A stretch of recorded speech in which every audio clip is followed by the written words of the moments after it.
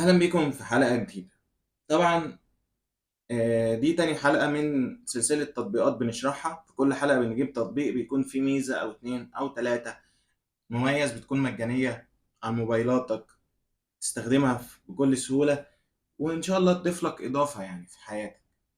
طيب النهاردة أنا شخص مثلا، للي ما يعرفنيش، أنا عامل مثلا لوكال براند عن التودو ليست والحاجات بتخليك تعمل بلان وتساعدك في التركيز، ولكن لسه مش هنزلها في الوقت الحالي. الناس القريبة مني هي اللي عارفة. قدام شوية ان شاء الله البرودكت ده هيكسر الدنيا. طيب مش ده موضوعنا. موضوعنا ان انا دلوقتي شخص عندي حاجات كتير في اليوم، مثلا تصوير فيديوهات، شغل، ميتينج، جيم، اكلم صاحبي مثلا عن حاجة معينة، عنده مشكلة. بنسى انا دايما الحاجات دي. فابتديت ادور لحد ما لقيت تطبيق اسمه نوشن اي اي.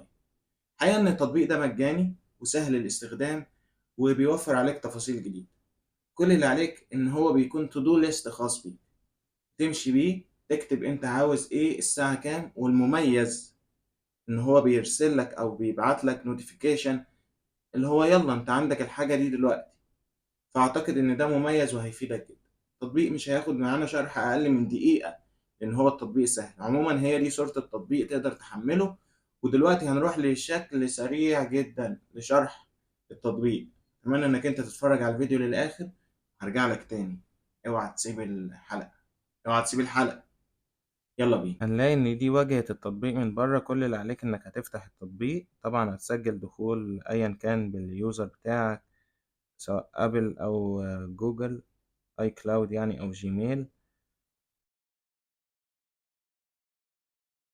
وعلى الأساس ده هو بيسألك بعض التفاصيل في البداية.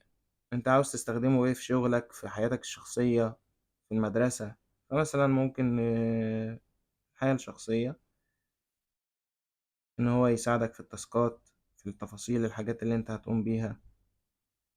لأن أنت ممكن في حياتك الشخصية عادي تكتب تاسكات أو حاجات تابعة للشغل، يعني مش شرط يكون هي حاجة ليها علاقة بس بالبيت يعني.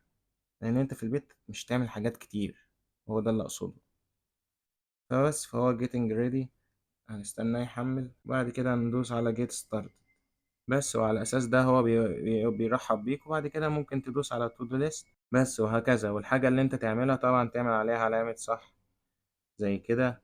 ممكن تختار واحدة من هنا مثلا وتعدل عليها، بحيث انك انت لو حابب انك انت مثلا ممكن تختار الجيم هنا، وتيجي عند دو ديت اللي هو التاريخ، تحدد مثلا يوم 21 بالنسبة للوقت، تعمل end date، وهتنتهي مثلا يوم 21 في نفس اليوم.